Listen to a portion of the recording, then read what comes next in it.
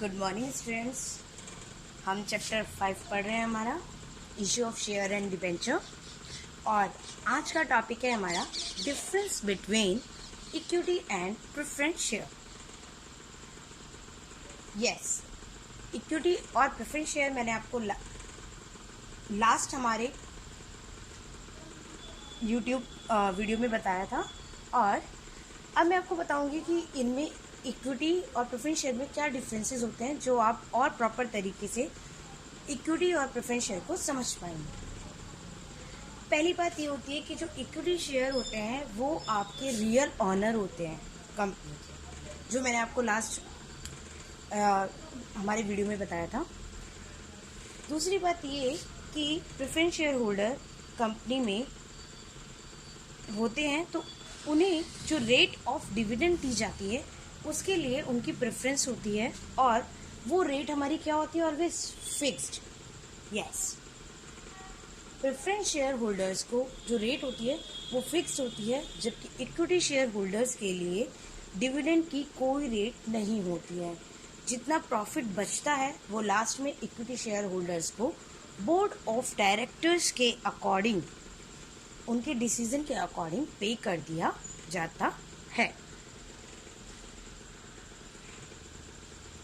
Next है हमारा right of dividend. Yes, right का मतलब है इक्विटी शेयर होल्डर्स को जो डिविडेंड है वो लेने का अधिकार प्रेफरेंस शेयर होल्डर्स के बाद है।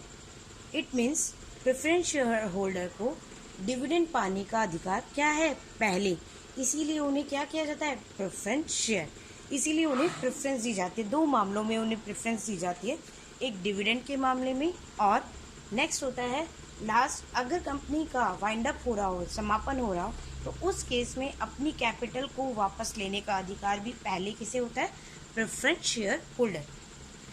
नेक्स्ट है हमारा arrear of dividend. Yes, arrear का मतलब है अगर कोई बकाया डिविडेंड रहता है तो इक्विटी शेयर होल्डर को किसी भी तरह का कोई भी बकाया डिविडेंड नहीं दिया जाएगा, लेकिन प्रेफरेंस शेयर के केस में अगर शेयर होल्डर ने कम्युलेटिव प्रेफरेंस शेयर लिए हैं तो उसे एरियर ऑफ डिविडेंड देने का पाने का राइट हमेशा होगा।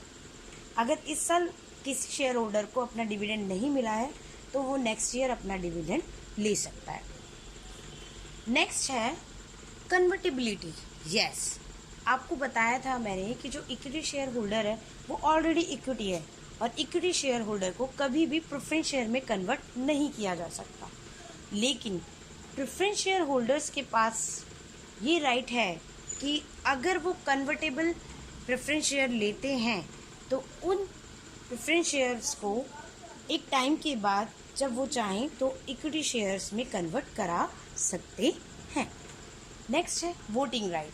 यस, इक्विटी शेयर होल्डर्स को हर सिचुएशन में वोटिंग राइट्स प्राप्त होते हैं। इक्विटी शेयर होल्डर को ऐसा कभी नहीं होगा कि वो किसी कंपनी के किसी मामले में वोट ना दे सकें, लेकिन प्रेफरेंस शेयर होल्डर्स के केस में ऐसा है, अगर पार्टिसिपेटिंग प्रेफरेंस शेयर होल्डर हुए तभी उन्हें वोटिंग राइट्स होंगे, अदरवाइज प्रेफरेंस शेयर होल्डर के पास वोटिंग राइट्स नहीं होते हैं।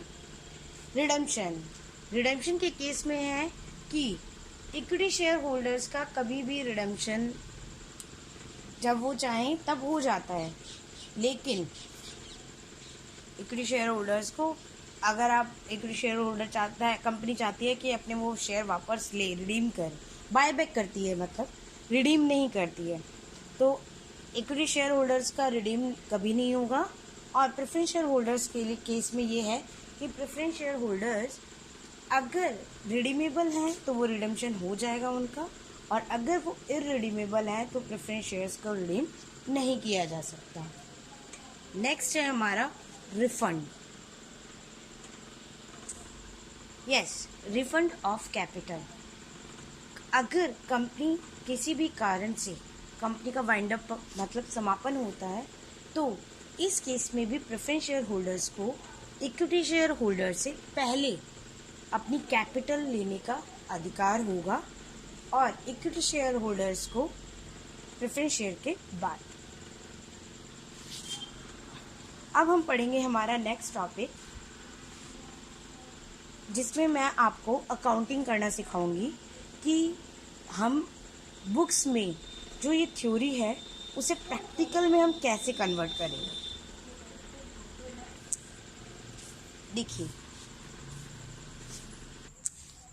देखिए हम जो हमारा नेक्स्ट टॉपिक है शेयर कैपिटल, उसे एक एग्जाम्पल के थ्रू समझते हैं। मैंने आपको बताया था कि हमारी 6 तरह की कैपिटल होती है। कैपिटल्स को हम इस एग्जाम्पल के थ्रू समझ सकते हैं। देखिए एग्जाम्पल क्या है हमारा। X limited is 10 lakh. X limited have 10 lakhs. X Limited have 10 lakh capital which is divided into 10,000 equity shares. Yes, मैंने आपको बताया था कि जो ऑथराइज्ड कैपिटल होती है वो कंपनी की रजिस्टर्ड कैपिटल होती है और मेमोरेंडम एसोसिएशन में वो कैपिटल लिखी जाती है। जो ऑथराइज कैपिटल होती है उससे ज़्यादा कंपनी अपने जीवन काल में इशू नहीं कर सकती है। अगर करेगी तो उसके लिए उसे स्पेशल रेजोल्यूशन पास करना पड़ेगा। इसलिए कंपनी की जो कैपिटल मेमोरेंडम एसोसिएशन में लिखी होती है वो कैपिटल कौन सी होती है? Authorise capital. तो हमारे यहाँ पे जो कैपिटल स्टार्टिंग में हमें दी है कि एक एक्स लिमिटेड की कैपिटल कितनी है? 10 लाख की कैपिटल है, जो which is divided into 10,000 equity share of ₹100 each. तो एक शेयर की वैल्यू कितनी है यहाँ पे? 100 और 10,000 शेयर है, तो ऑथराइज कैपिटल आपकी होगी। देखिए एक्स लिमिटेड है जिसकी कैपिटल 10 लाख है, जो 10,000 इक्विटी शेयर्स में और एक इक्विटी शेयर की वैल्यू 100 ईच में डिवाइड है। Out of this shares 8,000 equity share were issued. Yes, company जो है 10,000 हमारी शेयर कैपिटल है 100 के अकॉर्डिंग, मतलब 10 लाख, उसमें से कंपनी सिर्फ 8,000 शेयर इशू कर रही है 100 रुपीज़ वाले। तो कितनी शेयर वो इशू कर रही है? 8 lakh to the public and 6,000 equity share subscribe by the shareholder. Company ने 8,000 शेयर इशू किए जिसमें से भी जो जनता है, पब्लिक है, उससे सिर्फ 6,000 सब्सक्राइब किए हैं। तो सब्सक्राइब कितने हुए हमारे इक्विटी शेयर्स के अकॉर्डिंग? 6,000। और जो एक्स लिमिटेड है उसने सिर्फ अभी तक 80 रुपीज़ मांगे, that is called up. Call कितने के हैं? 80 रुपीज़। 80 रुपीज़। अब देखिए कि इस केस में हम ऑथराइज कैपिटल कैसे शो करेंगे। इस केस में ऑथराइज कैपिटल है 10,000 इंटू 100, जो मैंने आपको बताया कि कंपनी की मैक्सिमम कैपिटल कितनी है? 10 लाख। तो 10,000 में उसने बोला है कि डिवाइड है और एक शेयर की वैल्यू 100 रुपीज़ है, तो हमारी ऑथराइज कैपिटल होती है 10 लाख। इशूड कैपिटल वो कैपिटल होती है जो कंपनी द्वारा इशू की जाती है पब्लिक के लिए, और इस केस में एक्स लिमिटेड ने जो इशू की है वो 8,000 है और कितने रुपए के अकॉर्डिंग किए? 100 के अकॉर्डिंग। तो इशूड कैपिटल हमारी कितनी हो गई? 8,000 इंटू 100, 8 लाख रुपीज़। अब बात ये सब्सक्राइब कैपिटल। सब्सक्राइब कैपिटल मैंने आपको बताया था वो कैपिटल होती है जो शेयर होल्डर मतलब पब्लिक कंपनी से लेती है। कंपनी ने 8,000 इशू की, लेकिन ज़रूरी नहीं है कि सभी शेयर होल्डर्स कंपनी से शेयर्स लें, नहीं। इस केस में 6,000 शेयर होल्डर्स ने कंपनी से शेयर्स परचेज किए हैं या कंपनी से शेयर लिए। तो देखिए 6,000 के अकॉर्डिंग 100 रुपीज़ के अकॉर्डिंग जो सब्सक्राइब कैपिटल होती है वो हमारी कितनी होगी? 6 लाख। अब बात आती है कॉल्ड अप कैपिटल की। कॉल्ड अप कैपिटल वो कैपिटल होती है जो कंपनी द्वारा अपनी पब्लिक से मांगी जाती है। शेयर की वैल्यू है यहाँ पे 100 रुपीज़, लेकिन कंपनी अभी सिर्फ 80 रुपये मांग रही है, 20 रुपये नहीं मांग रही। तो कॉल्ड अप कैपिटल कितनी होगी कंपनी की? और शेयर कितने हैं? केवल 6,000 शेयर होल्डर ही हैं, तो 8,000 पे वो नहीं मांग सकती। सिर्फ 6,000 शेयर जो होल्डर हैं उनसे वो अभी 80 के अकॉर्डिंग पैसा मांग रही है। तो कितने हो जाएंगे? जो हमारी कॉल्ड अप कैपिटल है वो हमारी हो जाएगी 6,000 इंटू 80, दैट इज 4,80,000। नेक्स्ट आता है paid up capital. Paid up capital वो कैपिटल होती है जो इक्विटी शेयर होल्डर कंपनी को पे करता है, मान लीजिए आज कंपनी ने 80 रुपए के हिसाब से शेयर की मांगी है, लेकिन क्या सभी शेयर होल्डर पैसा दे पा रहे हैं? नहीं। 6000 पूरे शेयर होल्डर से कंपनी ने पैसा मांगा था 80 के अकॉर्डिंग, लेकिन 5000 शेयर होल्डर ने ही पैसा चुकाया, 1000 शेयर होल्डर ने पैसा नहीं दिया। तो पेड अप कैपिटल कंपनी के पास कितनी आएगी? जो कंपनी के पास पैसा आया है वो, और वो कितना है? 5000 इंटू 80, मतलब 4 लाख कंपनी की क्या होगी? Paid up capital. नेक्स्ट है रिजर्व कैपिटल।